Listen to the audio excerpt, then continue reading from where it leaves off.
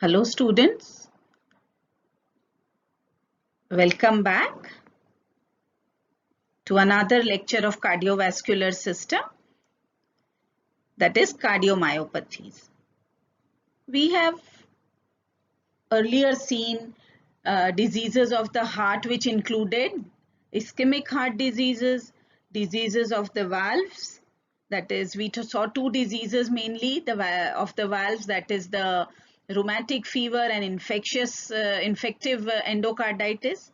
Today we will see diseases of the myocardium. So coming to the learning objectives of today's session are: at the end of the session, the student shall be able to define and classify cardiomyopathy, what are causes of cardiomyopathy, etiology of cardiomyopathy, and the morphological features of cardiomyopathy. Coming to myocardial diseases. Myocardial diseases are divided into two broad groups. One is the myocarditis and the other is the cardiomyopathy. Myocarditis is the inflammatory involvement of the myocardium. We will not be seeing myocarditis in your second professional year, which you will study as you go later on to your clinical postings. In your second professional, we will be mainly seeing, among the diseases of myocardium, we will be seeing cardiomyopathy. What is cardiomyopathy? It is as opposed to myocarditis, it is a non-inflammatory myocardial involvement with unknown primary and secondary etiology. Cardiomyopathies are a heterogeneous group of diseases of myocardium that affect the mechanical or the electrical function of the heart. It is not one disease. Cardiomyopathy is a group of diseases. We will see when we go how it is classified, and so many diseases come under this cardiomyopathy. But first let us define what is cardiomyopathy. It is a primary disorder of the myocardium, that is the cardiac muscle tissue, that causes abnormal myocardial performance. Now remember, when we say myocardium, disease of the myocardium, this does not include myocardial involvement due to any congenital disease, any acquired valvular disease, any hypertensive disease, coronary myocardial disease due to coronary arterial or pericardial abnormalities. So this excludes the disease of myocardium if it is due to ischemic heart disease, hypertension, stenosis, and so on. This cardiomyopathy is a disorder primarily of the myocardium. That is, the cause is in the myocardium and the effect is also in the myocardium. It is not due to any hypertensive disease or coronary artery disease or so on. Now, WHO has classified cardiomyopathy into two types. That is the primary cardiomyopathy, in which the underlying cause is unknown, and the secondary cardiomyopathy, in which there is a underlying cause which is known. In the primary cardiomyopathy is again divided into three types: dilated cardiomyopathy, hypertrophic cardiomyopathy, and restrictive cardiomyopathy. And the secondary cardiomyopathy may be due to any infective cause, metabolic cause, systemic cause, heredofamilial, sensitivity, toxic cause, or nutritional abnormality. Let us see the types of primary cardiomyopathy. It is again divided into three types. Primary cardiomyopathy, the first type is the idiopathic dilated cardiomyopathy, or you can also say this is also called as congestive cardiomyopathy. So dilated cardiomyopathy, congestive cardiomyopathy, or idiopathic dilated cardiomyopathy, they are all the same. The second type of primary cardiomyopathy is the idiopathic hypertrophic type of cardiomyopathy. This can be of obstructive type and the non-obstructive type. The third one is the idiopathic restrictive cardiomyopathy, also called as infiltrative cardiomyopathy. So if we see in short, first is the dilated cardiomyopathy, second is the hypertrophic, and the third is the restrictive type of cardiomyopathy. We shall be seeing cardiomyopathy in a very brief manner. Dilated cardiomyopathy. What are the characteristic or primary features of cardiomyopathy? This is the most common type of cardiomyopathy, characterized by cardiomegaly, that is enlargement of the heart. And feature is all the four chambers of the heart are dilated. So 2 or even 4 chambers of the heart may be, or both the ventricles and both the atria are dilated. And because of dilatation, there is impaired systolic function, and therefore this type of cardiomyopathy gradually progresses to congestive cardiac failure. What is the cause of dilated cardiomyopathy? Most important is the chronic alcoholism. So alcohol abuse for a very, very long time can lead to dilated cardiomyopathy. Viral myocarditis, now we have seen many viruses which are associated with this, especially the Coxsackie B virus. In pregnancy, dilated cardiomyopathy may occur. Genetic predisposition, that is role of mutations, microvascular spasm, and toxicity may be due to a chemotherapeutic agent, that is daunorubicin, may be due to cobalt toxicity in beer, selenium deficiency, catecholamines, and autonomic dysfunction. What is the pathology? We've already seen either both the chambers are dilated or all four may be dilated.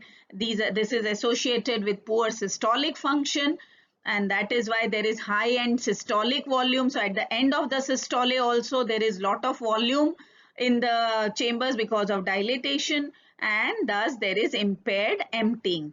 This predisposes to intraventricular thrombi formation, and heart weight is increased and it appears enlarged on chest X-ray, which we call as cardiomegaly.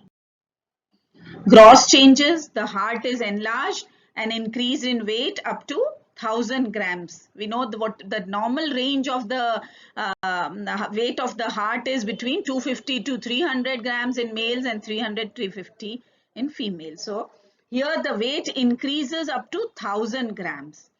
4 chambers are dilated, giving a globular shape to the heart.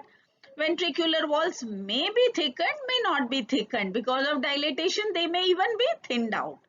Thrombi may be formed. Valves are normal.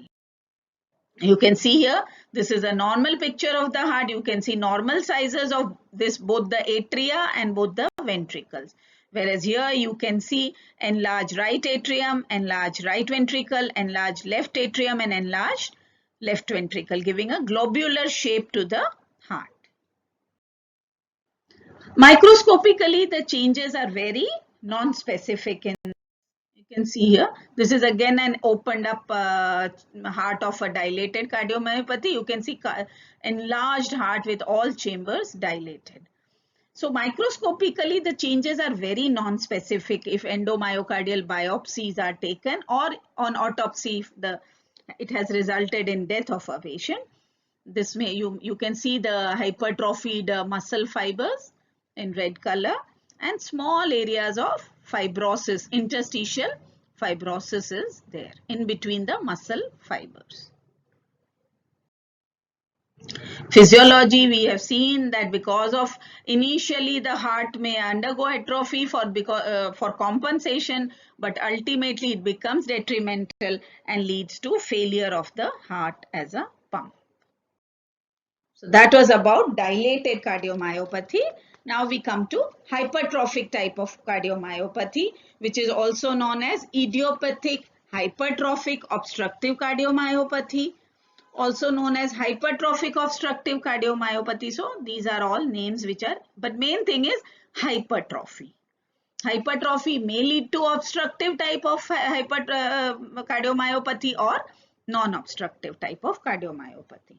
It is characterized, as I said, mainly by myocardial hypertrophy, which leads to cardiomegaly, that is increased size of the heart on familial occurrence, age between 25 to 50 years. Etiology, it has got an autosomal dominant inheritance, inherited mutation in genes, and there are other factors such as catecholamines, myocardial ischemia, and so on.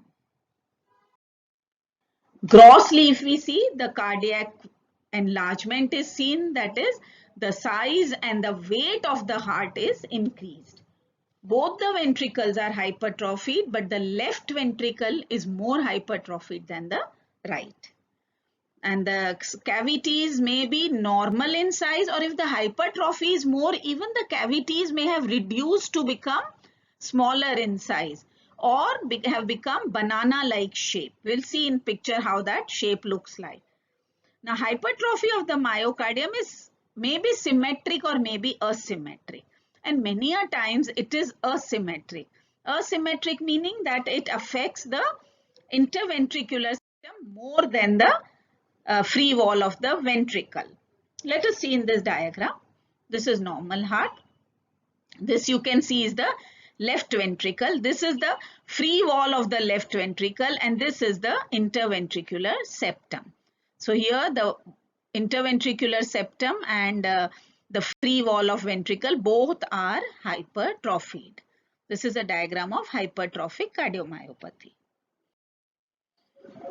Here again it is symmetric type of cardiomyopathy because both the free wall of ventricle and the interventricular septum are hypertrophied. Now here there are 4 pictures. We will see one by one. First, this one we have already seen. This is symmetric hypertrophy, or also called concentric hypertrophy.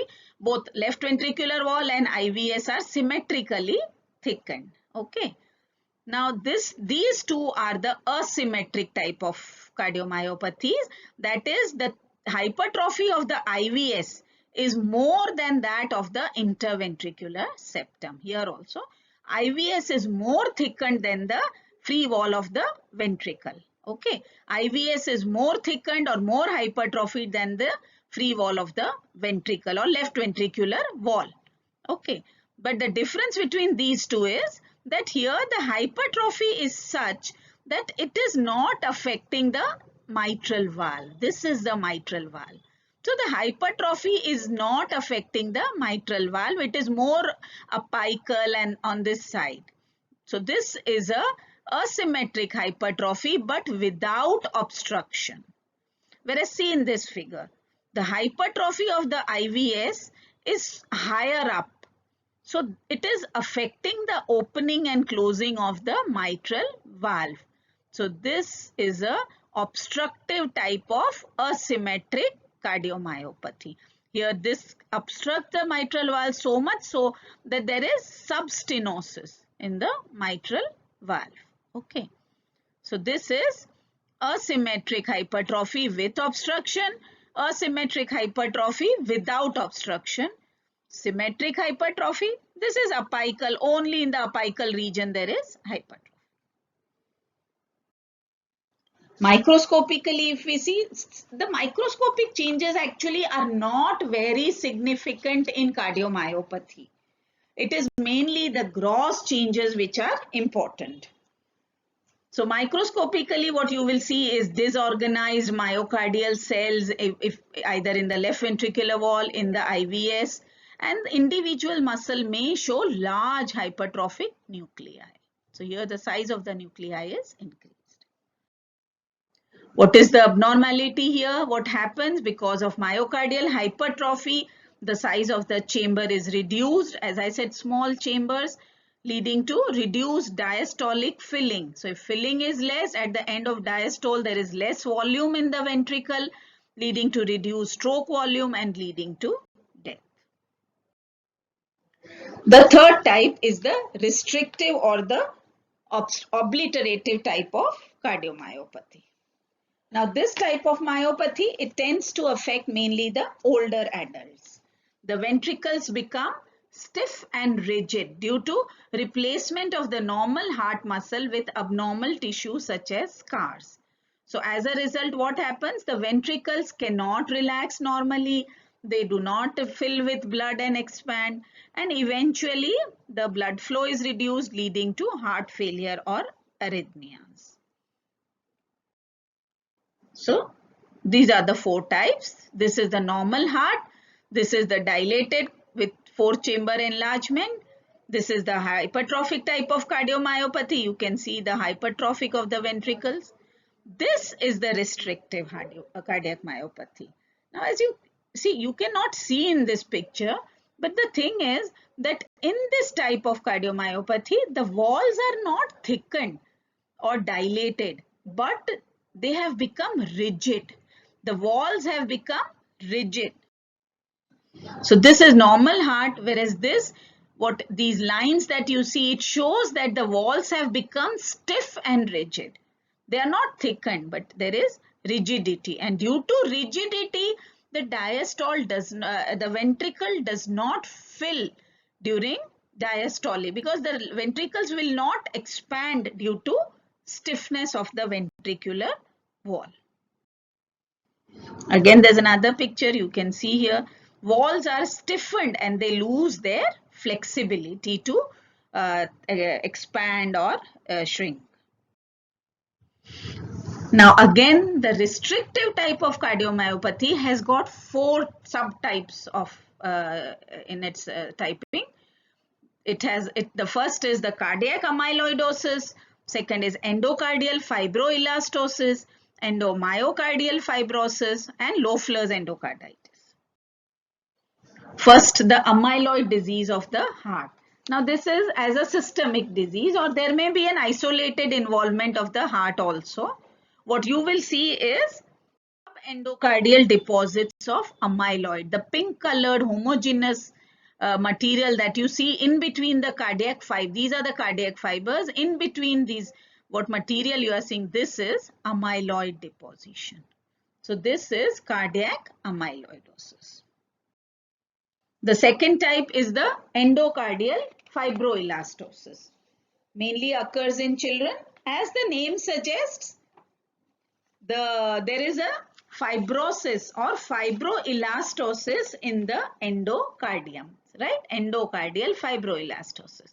So grossly what you will see, a diffuse, patchy, rigid, white thickening of the endocardium, mainly involving the left ventricle.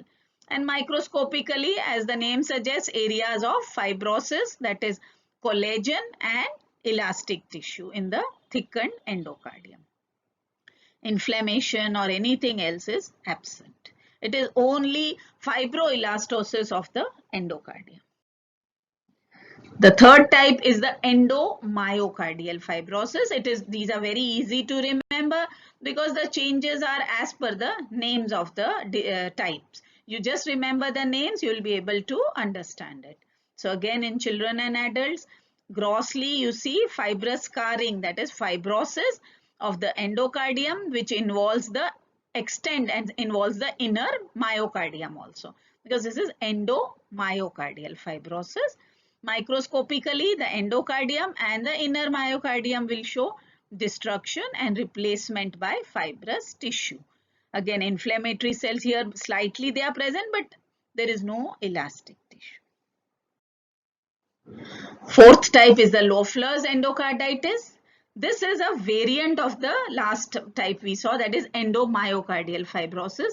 It is the same. This only differs in these patients having eosinophilia in their blood and inflammatory infiltrate of eosinophils in the heart, and these have a worse prognosis than endomyocardial fibrosis. So these are the 4 types of restrictive cardiomyopathy. So if we see the whole classification, there is primary cardiomyopathy and secondary cardiomyopathy. Primary are subdivided into dilated cardiomyopathy, hypertrophic type of cardiomyopathy, and restrictive type of cardiomyopathy. Restrictive cardiomyopathy again is subdivided into cardiac amyloidosis, endocardial fibroelastosis, endomyocardial fibrosis, and Loeffler's endocarditis. So this is about the primary cardiomyopathy. Secondary cardiomyopathy, we've already said the cause is known. So it can be due to cardiac infections, it can be due to neuromuscular disease, due to any immunologic cause, toxins, storage disorders of the heart involving the heart, metabolic diseases of the heart, or infiltrative diseases of the heart. So that is about cardiomyopathy. Thank you and have a nice day.